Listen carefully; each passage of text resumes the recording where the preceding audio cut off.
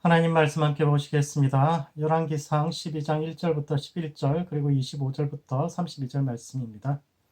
제가 읽어드리겠습니다. 로보암이 세겜으로 갔으니 이는 온 이스라엘이 그를 왕으로 삼고자 하여 세겜에 이르렀음이더라.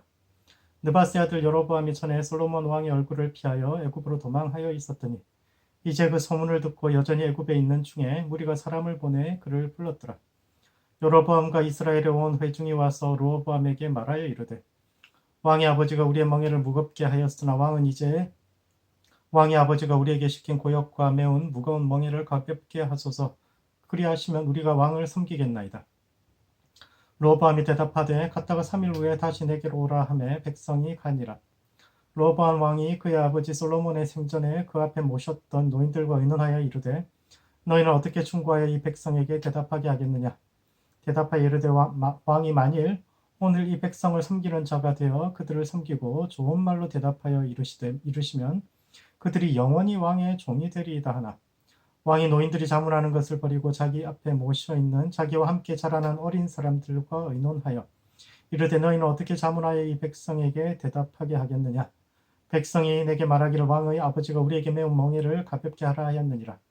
함께 자라난 소년들이 왕께 아뢰어 이르되 이 백성들이 왕께 아뢰기를 왕의 부친이 우리의 멍에를 무겁게 하였으나 왕은 우리를 위하여 가볍게 하라 하였은즉 왕은 대답하기를 내 새끼손가락이 내 아버지의 허리보다 굵으니 내 아버지께서 너희에게 무거운 멍에를 매게 하였으나 이제 나는 너희의 멍에를 더욱 무겁게 할지라. 내 아버지는 채찍으로 너희를 징계하였으나 나는 전갈 채찍으로 너희를 징계하리라 하소서. 25절부터 32절 말씀도 읽어드리겠습니다. 여로보암이 에브라임 산지에 세겜을 건축하고 거기서 살며 또 거기서 나가서 분우엘을 건축하고 그의 마음에 스스로 이르기를 나라가 이제 다윗의 집으로 돌아가리로다.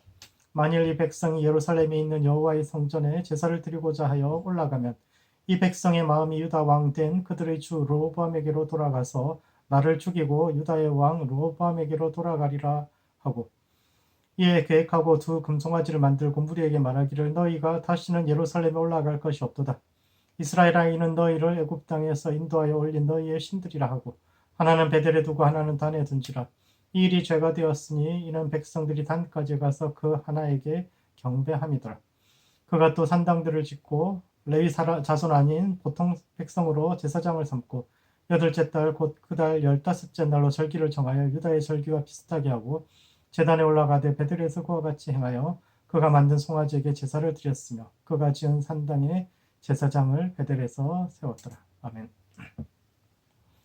열왕기상 12장은 솔로몬 사후 나라가 분열되는 과정을 담고 있으며 부흥이 지나간 시대를 살았던 르호보암과 여로보암의 삶을 다루고 있는데 이들의 삶과 선택이 오늘을 살아가는 우리의 삶과 신앙에 던진 의미가 무엇인지에 대해 함께 생각해 보는 시간을 갖도록 하겠습니다. 첫 번째, 부흥 이후의 시대를 준비해야 합니다. 솔로몬이 죽은 후 대관식을 치르기 위해 올라간 세겜에서 나라가 분열됩니다. 르호보암은 오늘만이라도 백성들에게 따뜻하게 대하라는 노신들의 충고를 거부하고 자신의 권위를 강요하다가 북쪽 지역의 독립을 지켜보아야 했는데 이는 첫 번째, 모든 것을 르호보암 개인의 탓으로 돌리지 말아야 합니다. 신정 국가인 이스라엘에서 왕은 하나님과 백성들의 인정을 동시에 받아야 합니다. 절대 왕정 시대는 그 시대는 왕권은 하나님으로부터 직접 받은 것이요 그 자체로 완벽한 권위를 가진다고 주장했지만 역사적으로 볼 때 왕권은 언제나 왕과 백성 사이의 계약 관계에 불과했습니다. 백성은 왕이 필요로 하는 인적, 물적 자원을 제공하는 대신 왕은 전쟁에서 가장 앞장서서 싸우며 백성들을 보호해야 할 책임이 있었고 양자의 계약은 새로운 왕이 대관식을 치를 때마다 갱신되고 새로운 조건이 추가되기도 했는데 세겜은 북쪽 지방의 중심이요 르호보암은 그곳에서 재개혁을 위해 백성들 앞에 섰는데 그때 북왕국 백성들이 요구했던 것이 우리의 멍에를 좀 가볍게 해달라라는 것이었습니다. 대관식이 끝나기 전까지 르호보암은 아직 왕이 아니기 때문에 이 시간이 유일하게 계약서를 수정할 수 있는 기간인데 르호보암은 백성들의 요구에 대해서 두 종류의 사람에게 자문을 구합니다. 그리고 솔로몬 때부터 나라를 다스려온 대신들은 오늘 이 백성을 섬겨 좋은 말로 대답하면 그들이 영원히 왕의 종이 될 것이다 라고 충고한 반면 르호보암과 함께 자랐던 젊은 세대는 내 새끼손가락이 아버지 허리보다 굵으니 내 아버지는 채찍으로 너희를 징계하였으나 나는 정갈로 너희를 징계하리라고 이렇게 답하라고 이야기해 줍니다. 흔히 이 장면을 보고 르호보암이 철없는 젊은 이들의 말을 듣고 강경하게 대응했기 때문에 나라가 분열되었다고 생각합니다.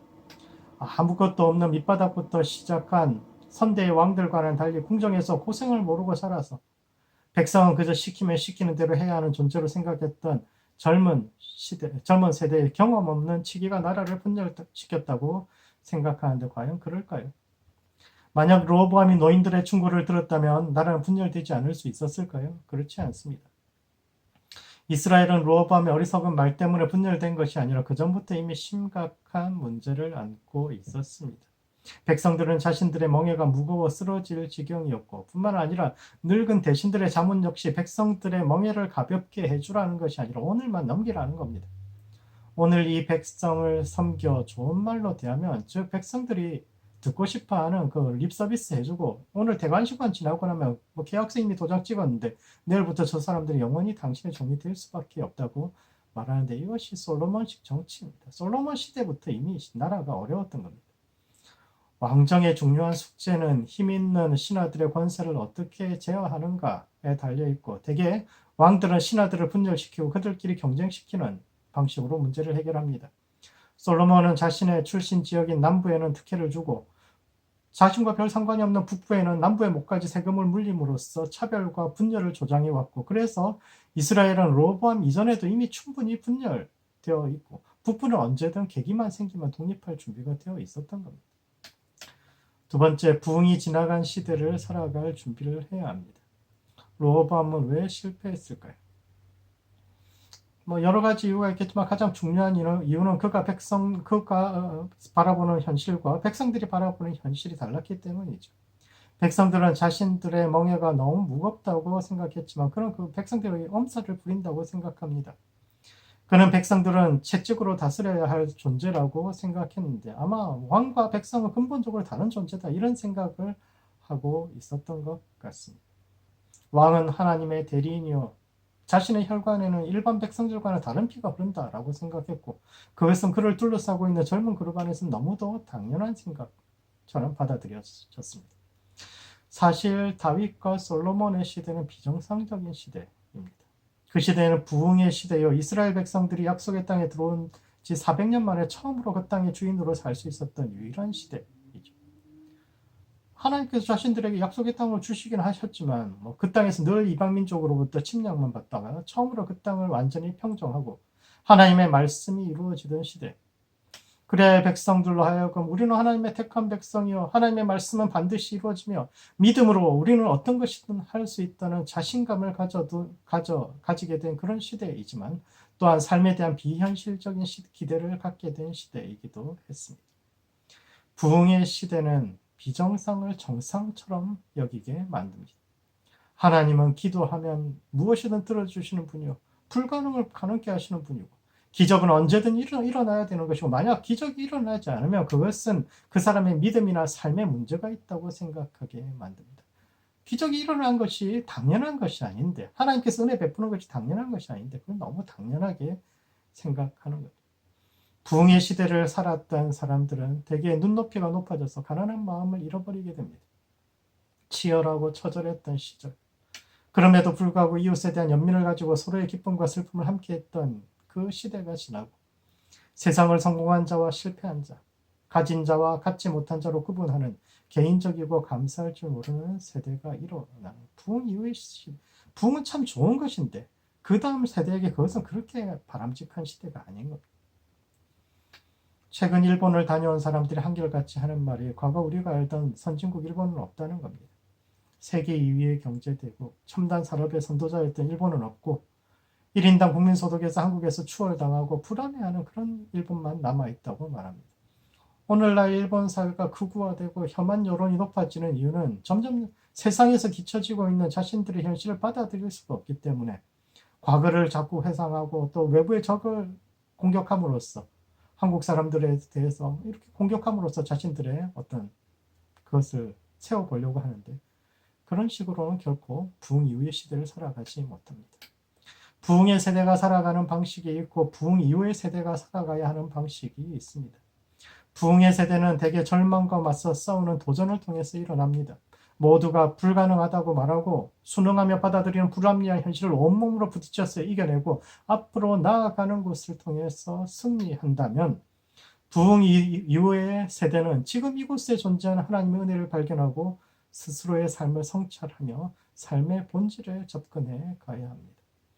가진 것과 물질로 모든 것을 판단하고 평가하는 세태에서 벗어나서 삶에 대한 비현실적인 기준과 기대를 벗어버리고 하나님께서 창조하신 다양한 가치 그리고 본질적인 가치에 집중하며 살아야 하는데 르호보암은 이에 실패합니다.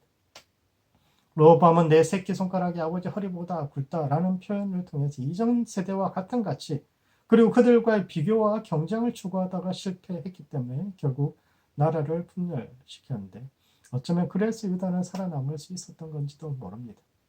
르호보암은 자신이 감당할 수 있을 만큼의 땅과 백성만을 받았으며 이것은 축복일 수 있는데 그러므로 부흥 이후의 시대를 어떻게 살아야 할지를 고민해야 합니다.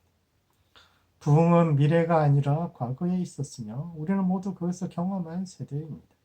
그러나 그 경험이 이 시대의 교회와 우리 자신의 신앙에 복이 될지 화가 될지는 아직도 결정되지 않았습니다.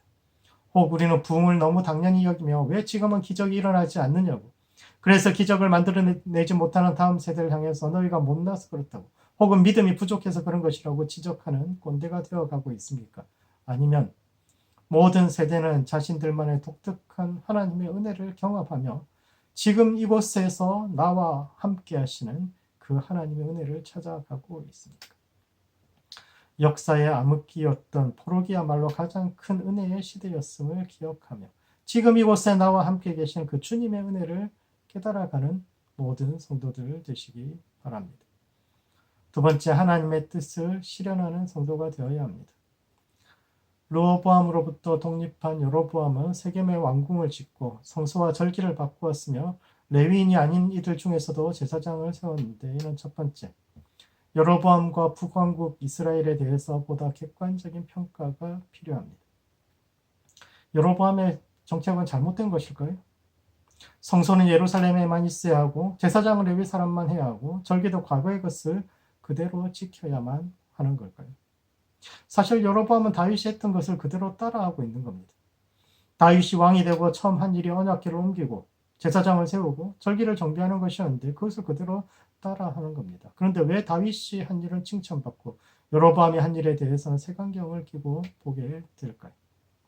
사실 여로보암은 왕이 되고 싶어서 된 게 아닙니다. 솔로몬의 공사감독관으로 일하던 어느 날 길에서 만난 선지자가 자신의 옷을 12조각으로 찢어서 그 중에서 10조각을 주면서 이와 같이 하나님께서 나라를 찢어 10조각을 내게 맡기신다 라는 예언을 들었고 그 예언 때문에 솔로몬한테 쫓겨나가지고 이집트에서 망명생활을 하다가 솔로몬 말년에 이스라엘로 돌아와서 북왕국의 왕이 될 수 있었는데 이 모든 과정은 하나님의 인도하심에 따른 것이었습니다. 구약을 기록한 사람들은 남유다, 남왕국의 후손들이기 때문에 북왕국 역사를 부정적으로 그릴 수밖에 없습니다. 열왕기는 남북왕국의 역사를 모두 기록하지만 북왕국의 역사를 보다 비판적으로 그리고 있고 이것보다 좀 더 후대에 쓰여진 역대기는 아예 북왕국의 역사를 생략하고 남왕국의 역사만 기록하고 있는데 이는 북왕국의 역사는 실패의 역사요 잘못된 역사라고 생각하기 때문입니다. 그렇다면 그들은 왜 그렇게 생각했을까요? 왜냐하면 남왕국이 북왕국보다 더 오랫동안 생존했고 포로기 이후 약속의 땅에 돌아와서 공동체를 재건했던 이들도 그들의 후손이기 때문입니다. 그러나 그렇다고 북왕국 역사를 꼭 부정적으로만 보아야 할까요? 북왕국의 역사는 혼란의 역사입니다. 200년 사이에 왕조만 서너 번 교체되었고 가장 긴 왕조도 80년을 채 다스리지 못합니다. 북왕국은 왕이 잘못하면 언제든지 예언자들이 일어나서 새로운 왕에게 기름 붓는 나라였는데 이것이 과연 잘못되기만 한 것일까요? 오히려 북왕국의 역사야말로 가장 역동적인 역사입니다. 왕들의 시대는 곧 예언자들의 시대인데 구약 시대를 대표하는 예언자들이 대부분 북왕국 출신입니다. 뿐만 아니라 그들의 예언과 비판도 남왕국의 선지자들의 것보다 훨씬 깊이가 있습니다. 왜냐하면 남왕국 선지자들은 다윗 왕가라는 기존의 틀 속에서 부분적인 비판만을 했지만 북왕국 예언자들은 왕정 자체에도 의문을 제기합니다. 그들은 인간과 사회의 본질에 대한 근본적인 질문을 던졌으며 성역 없는 비판을 통해 사회의 역동성을 부여했고, 이를 통해서 훗날 포로기 이후 재건되는 공동체의 기초를 세울 수 있는 사상적인 토대도 제공합니다. 그런 점에서 북왕국은 백성을 두려워할 줄 아는 나라였습니다. 그것은 왕이 곧 국가가 아니라 백성들이 자기 목소리를 낼 수 있는 곳이요, 사회적인 모순이 있으면 백성들이 들고 일어나 변화를 만들어내는 곳이었는데, 그런 북왕국의 역사를 실패의 역사라고 깎아내릴 필요가 있을까요? 오히려 본질적인 측면에서는 훨씬 하나님 백성의 역사에 더 가깝지 않을까 생각하게 됩니다. 두 번째, 새로운 시대의 정신을 제시해야 합니다. 그렇다면 여로보암의 개혁이 옳았던 것일까요? 여로보암은 먼저 도착한 미래, 즉 시대를 앞서간 선구자였을까요? 아니면 자신의 권력을 강화하기 위해서 기득권자들과 맞서 싸운 또 다른 나쁜 왕에 불과했을까요? 새로운 시도가 개혁이냐 아니냐라는 것의 판단은 그 개혁이 새로운 시대 정신을 담고 있느냐, 그리고 비판을 넘어서 대안을 제시하고 있느냐의 여부에 달려있는데, 그런 점에서 여로보암의 개혁은 솔로몬의 길을 답습하고 있습니다. 여로보암은 성전을 짓고 제사장을 세우고 절기를 정비했는데, 이는 솔로몬의 길을 답습한 것이요, 결론적으로 말하자면 다윗의 길과는 반대되는 길에 서 있는 겁니다. 다윗은 성막을 세웠지만 솔로몬과 여로보암은 성전을 세웁니다.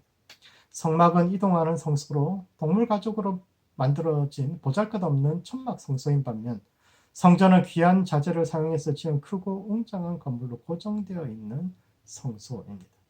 성막은 백성들 사이에 거하며 그들이 가는 곳 어디든 함께 가지만, 성전은 이스라엘의 중심에 자리 잡고 있어서 본인들이 찾아가야 하는 성전입니다. 솔로몬이 지은 성전은 크고 아름다웠습니다. 그곳을 섬기는 제사장들은 매우 전문적이었고, 여로보암은 이를 더욱더 발전시켜서 성소의 중심에 황금으로 만든 금송아지까지 바쳤지만, 이는 새로운 시대 정신과는 거리가 있는 것입니다. 로보암 앞에 나와 멍에를 가볍게 해달라고 요구했던 그 시대의 백성들은 사실 그런 신앙이 질려 있는 겁니다. 너무 화려하고 아름다워서 보잘것없는 내 인생과는 어울리지 않는 거대한 성전이 아니라 언제든지 다가갈 수 있는 이웃집 같은 성소, 한 곳에 고정되어서 그곳에만 계시는 하나님이 아니라 내가 가는 곳 어디든지 나와 함께 하시고, 주일에 깨끗한 옷 입고 좋은 모습으로만 만나는 하나님이 아니라 갈등과 고통의 현실 속에서 부끄러운 모습을 가지고도 나아갈 수 있는 삶의 현장에서 만나는 하나님을 요구하고 있는데, 여로보암은 그 반대의 길로 가고 있는 겁니다. 너무너무 아름다운 성전을 지었지만 그 길 자체가 하나님께서 원하시는 길 반대쪽에 있는 거예요. 그러므로 하나님의 뜻을 실현하는 공동체가 되어야 합니다. 많은 사람이 모이고 오랜 전통을 가진 교회만 좋은 교회가 아닙니다. 오히려 시대의 아픔을 이해하고 고통 가운데 있는 사람들이 손쉽게 다가갈 수 있는 교회, 전통을 지키면서도 새로운 물결과 변화를 담아낼 수 있는 시대를 선도하는 교회를 세상은 찾고 있는데, 그러한 교회를 함께 만들어가는 모든 성도들 되시기 바랍니다. 말씀을 정리하겠습니다. 열왕기상 12장은 부흥이 지나간 이후의 신앙을 다루고 있는데, 첫 번째, 부흥 이후의 시대를 준비해야 합니다. 기도하는 것마다 이루어지고 불가능을 가능케 하는 것만이 좋은 신앙이 아닙니다. 오히려 원하는 것이 이루어지지 않는 평범한 삶 속에서 하나님의 은혜를 쫓아가는 부흥 이후의 시대에 오히려 더 깊은 영성이 꼽힐 수 있는데, 지금 이곳에 계신 그 하나님을 만날 수 있는 모든 성도들 되시기 바랍니다. 두 번째, 새로운 시대 정신을 담는 성도와 교회가 되어야 합니다. 세상은 여전히 크고 아름다운 성전과 그를 닮은 인생을 꿈꾸지만, 오히려 하나님에 대하는 이동하는 소박한 성소에 있었음을 기억합니다. 비루한 우리의 삶 속에 하나님을 맞아들여 누추한 또 다른 사람들이 쉬어갈 수 있는 성소가 되어줄 수 있는 모든 성도들 되시기 바랍니다. 기도하시겠습니다. 기도하실 때는 바른 신앙적 가치관을 세워가는 성도 될 수 있도록 자신을 위해서 기도하시겠습니다.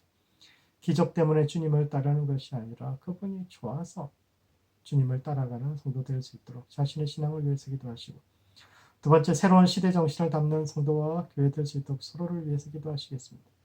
화려한 성전 같은 인생을 꿈꾸는 것이 아니라 누추한 그릇 속에 함께 거하시는 그 주님으로 인하여서 또 다른 이들에게 쉬어가는 성소가 되어줄 수 있는 성도와 교회 될 수 있도록 서로를 위해서 함께 기도하시겠습니다.